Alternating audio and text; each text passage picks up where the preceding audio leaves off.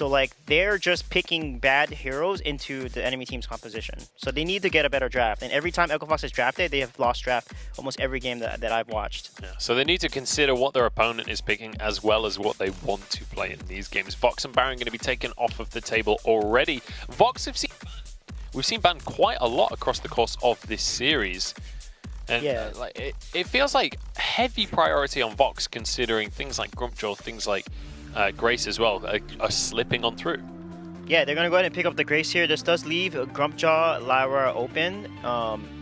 Both very strong picks for NRG here, because if they get like a Lyra with a Black Feather composition or Lyra with a Batiste, that's pretty strong for NRG. They could also look to go for Grumpjaw with a Kestrel.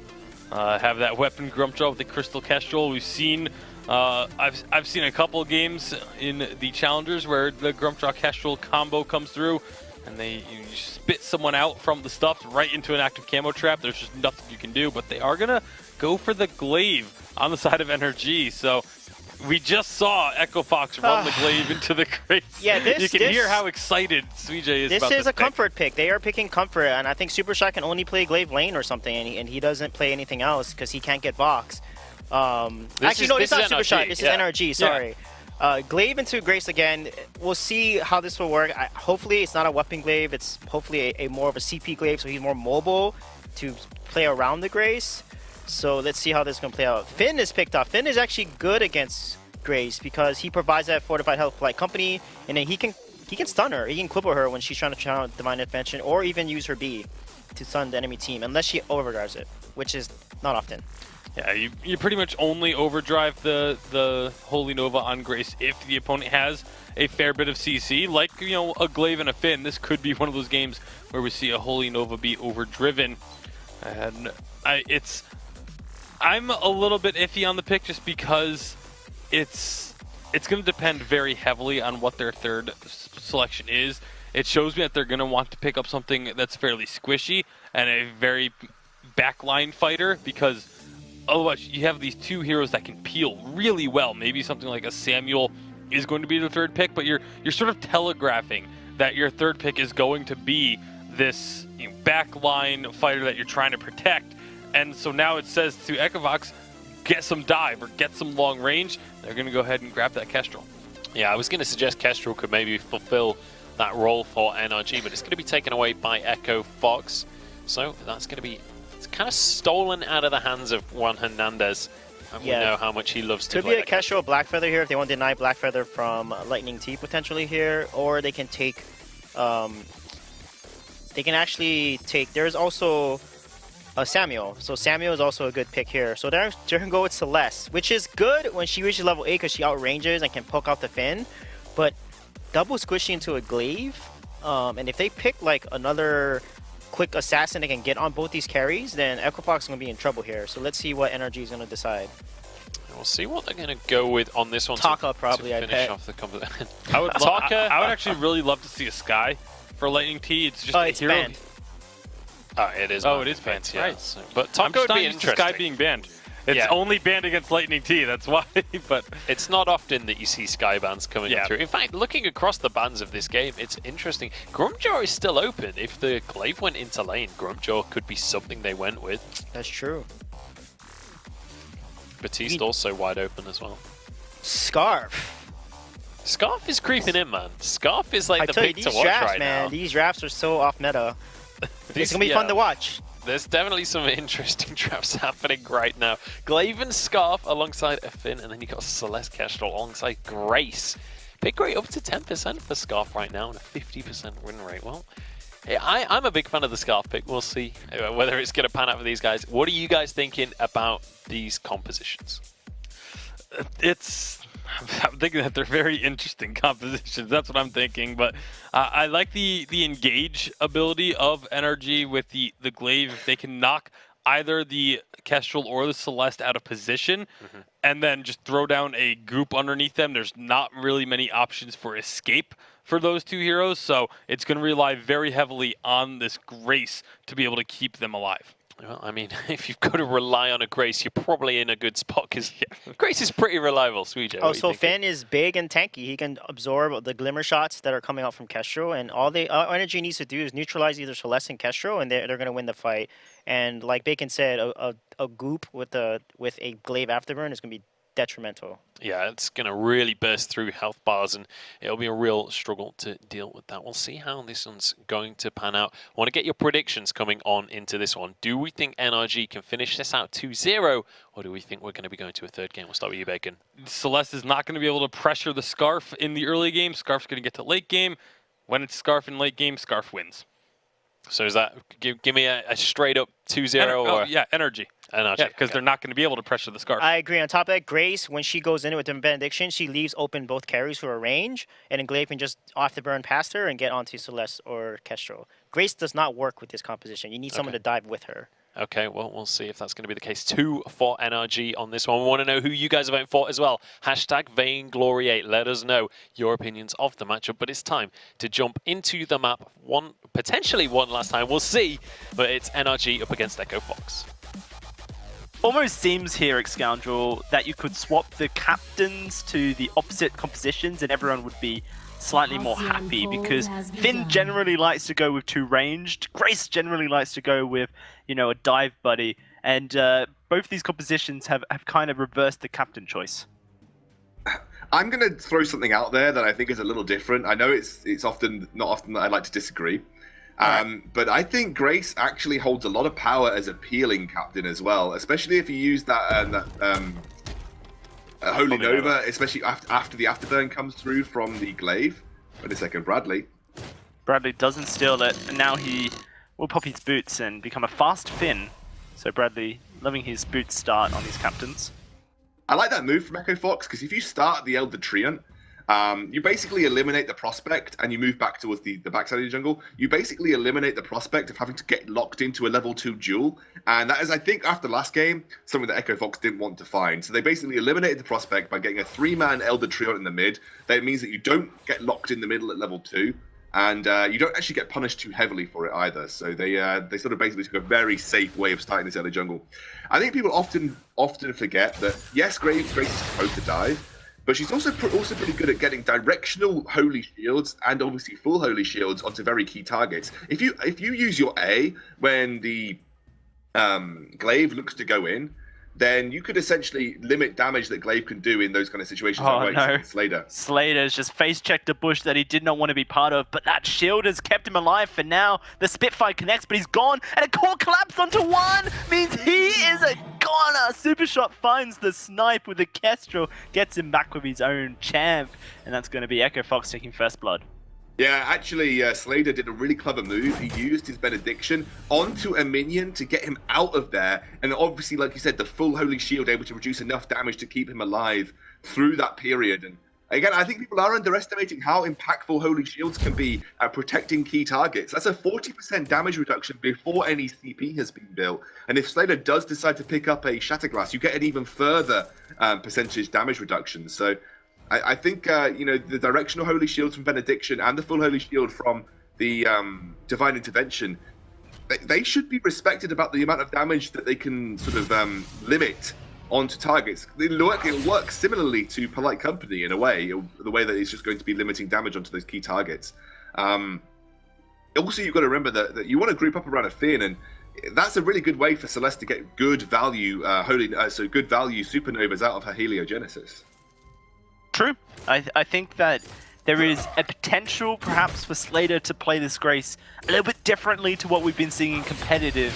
Make it work. Either way, Bradley is going to take a huge chunk of damage, and a great Holy Nova going to lock Lightning T up. He dives back in, but that may be a trouble because Yazaru's coming in, and Core Collapse is going to catch him. Yazaru says no, buddy, as he jumps on his broomstick and curses a spell onto Lightning T. And again, that is another combo that we haven't yet talked about, that combo between Holy Nova and Core Collapse. If you can land it, even if you can land a Weapon Power Grace, so Weapon Power Kestrel, small stun from the active camo, there are plenty of combos to be had here from that side of Echo Fox. I genuinely don't feel that this is as bad for Echo Fox as we might have thought coming out of the draft. You can peel with Grace. you can look to be aggressive with a Celeste and a Kestrel. Grace can tank a lot of damage with those full holy shields. She becomes almost impenetrable fortresses at some points, even though we don't have that fortress in the game. But, you know, she becomes very hard to take down if you manage to maintain those holy shields on her. So let's not count it out just yet. Yasuru's counters and ganking timings have been perfect this game, and he's coming back into the lane, so I want to see what he can do. Here is one as well. It's going to be that dive on in. Yasuru holding his side. Can he land a core collapse onto a key target? He's got the damage, but that's going to be Yasuru losing his life there as Slater not quite able to find a combination with that Holy Nova. Does go in, knocks up 2 of course. You can't knock up the Finn. So it was pretty much a 3-man knock-up if you want to count it like that. And that will prevent any dive potential, I think, out of NRG. I say that though, never mind. Super Shot does get ingressed upon. He's going to pop that active carry just to his death. Slater trying to find a return kill. Doing the damage though, Lightning T. He's going to go down to the wire. Oh, it is the return kill. Both want to attack each other at the same time. Yasuru comes in, but doesn't have the range. Hasn't quite got his overdrive on his Helogenesis yet. And this game is taking a turn for the weird at the moment, Scoundrel. Yeah, once Yasuru gets his Frostburn, he'll be able to chase down the likes of Bradley and potentially be able to peel against Lightning T where possible. But I think that one thing that you always do need to do against the Glaive is respect the potential of the Afterburn. And there was 2 times there that Fox did not positionally respect the fact that Glaive could make those kind of Afterburn plays. They don't have the kind of composition that can dive onto the Scarf in the backline, so they always need to remember that. You know, you're not likely going to achieve success as this Echo Fox composition by diving onto Scarf. What you do achieve success is by waiting for Glaive or putting Glaive in a position where he can't find easy afterburns and actually utilize the range that you have, especially post level 8. You've got very good range with the Celeste and Kestrel post level 8. You should always know that you've got a good way of sort of grinding out team fights without having to full on commit to an engage. Right now, we are just going to see Echo Fox go back to farming. Rotations, though, from NRG have been in 3s so far at Scoundrel.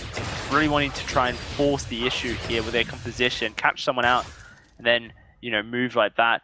It is going to be Lightning T, though, prevented from coming into the lanes, and that's going to be him dead. Done and dusted. Bradley not in range for the Fountain. Now this turret's in a bit of trouble. We don't know Celeste's ability to take turrets is huge. One's going to come in. Spitfire lands onto Slayer. The goop there as well. Not enough damage just yet on this Scarf to be too impactful. It's going to be wading off, you know, the rest of Echo Fox, it seems. Core Collapse does land. Oh, but it won't be the one shot. Bradley able to block it up. The Dragon's Breath comes out. Won't do too much damage. Oh, straight into a Solar Storm. One instantly changes his direction, but Bradley's charging forward, looking for a polite company. Super Shot's going to say no. I would almost be tempted as Slater to just throw down the Fountain now. Like, I don't think you're going to get many opportunities to get a better Fountain than this, and with the Glaive turning up, they just give that straight over to Scarf. Yeah, they might need to do it now. Here he goes, throws the shield out. This is the turret taking lots of damage. Goop gonna just burn it alive. Unless Yasuru is able to find a huge play, this turret is gonna take a huge chunk of damage. Super Shot takes a Spitfire to the face, and when is this Fountain gonna come out? Super Shot, another Spitfire to the face. He's gonna go back here. I don't think you can protect the turret now. It seems impossible. It's gonna be Juan just lighting it on fire and it goes down. Will they lose any lives is the question. Slater able to boost away, but that's going to be the Celeste knocked forward. Fountain comes out, but it just won't save his life. And why did you hold on to it for that long? I don't know why you held on to Fountain for that long. Like, you had an opportunity to get healthy under the turret and then contest your first tier 1 turret of the game. And you weren't... Oh, wait a second, what? It's just Slater doing Slater things. He's on Grace. It's Crystal Sentry time, you know. It's a 2v2, easily. Solar Storm comes out. They're trying to delay. I don't know if they're going to get much done here. I don't know if they're trying to delay. They're trying to delay to push the first tier turret, maybe, or the gold mine. I think you have to go to gold mine here. Bradley's going to get vision of it. The Scarf's going to rush straight towards the area. Super Shot is trying to find the kill into Bradley. He's going to get pulled in. Oh, this is disastrous, but he's able to walk away for now. It's actually not too bad. Can they secure the gold mine? They need a Glimmer Shot to secure it, and that went right too close. Slater goes very low. Yasuru's slowed. The Goop for extra damage. He's going to get knocked away, just bursted by Lightning T, and NRG are just It's not even that they're playing their composition's better here at Scoundrel. It's just many mistakes from the side of Echo Fox, really allowing NRG to do what they want. Slayer could have channeled an early ult onto Yazuro when they knew they were getting chased by the Glaive. Could have popped the fountain before they got engaged on. So many different decisions could have been made this game. And it would have, I still think Echo Fox could have had a chance to win. I mean, they're not too far behind. They definitely haven't lost yet, but I felt that they were really far in the lead in the early game. And a couple of poor decisions, especially from Slater, has just gifted NRG a very smooth sailing transition into the mid game after what was quite rocky for them early on. We're at 9 minutes. There's no overdrive yet on this Hilo Genesis. Yazaru is in, melee range. One shot does connect onto Juan. He is level 8 now. He is level 8. Just hit it. So upgraded Hilo Genesis. This is the turning point for Echo Fox. Now they can poke at range at least and try to slow down the snowball that started for NRG. But it's almost unfortunate because you're looking at this game and we're questioning some of these decisions in the moment and after Scoundrel. And it just feels like if a different road was traveled by Echo Fox, this game would be still in their favor. I genuinely don't even think their composition was bad with the Grace, but they've just made so many funny decisions that has resulted in them being in a ball. I mean, look at this Slater again, like super aggressive here, is probably going to get caught out.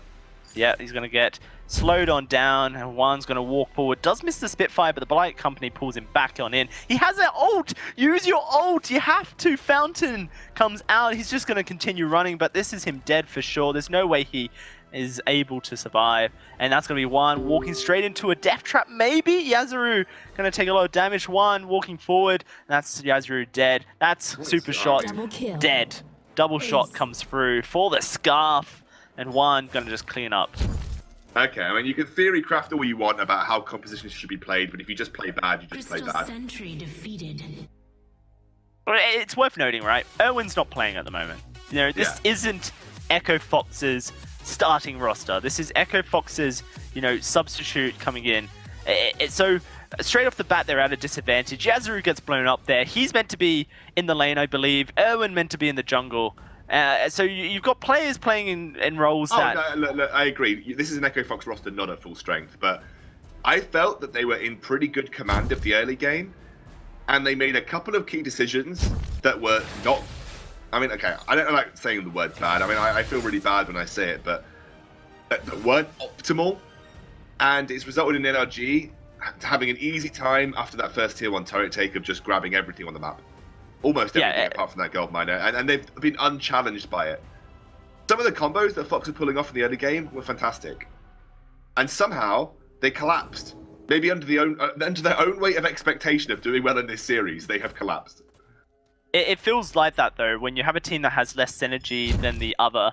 Early game often can go alright. It's in the late game when the decisions make the most impact that things start to go a little bit west of where you want to be. Currently, NRG just baiting out Echo Fox, trying to pull them into a position they don't want to be. This gold miner going to be started by Lightning T, easily can solo it, of course, on the weapon-powered glaive, and with a bit of a goop from Juan, it's going to go down in just a pinch. Also note that Juan has gone for the Eve of Harvest over the Broken Myth as his second item. Gives the ability to spam those Spitfires from range against a double range composition. It's important you don't run out of energy. You want to maintain the fact that you're going to have a good way to respond to range by having those Spitfires on board. And, if he does get caught up by the Frostburn, he's got the ability to turn and generate a lot of life back by landing goops or by landing a big Dragon's Breath. So went for that second over the Broken Myth. Does limit their damage output, but when you're this far ahead, doesn't really matter that much. Currently, Echo Fox trying to defend their choke point turret here. The goop burning it away. That's going to be a huge pull-in. Slater going to get stunned on up. Look at the damage going down. He's trying to dance around. Wall treads to escape. They've already done a lot of work. Divine Intervention used onto Yazaru so he can stick around and try and help with this siege. Juan takes a lot of poke, but he's alright for now. There's still a fountain on the side of Bradley. And this turret is just falling. Echo Fox, unfortunately, have lost Fuji as their coach. You have to wonder what impact that has for the team, losing someone that a lot of people expected to be the turning point for them. Yazaru getting knocked out of position is alive for now, but it goes down to a Spitfire and an auto attack. And Supershot just can't lay down the damage. Lightning T's just charging at him, and that's going to be a triple and an ace for Juan on this Scarf. Well, There we have it. Looks like it's going to be a clean 2-0 for NRG at 13 minutes. They are pushing down these Vein Crystal turrets.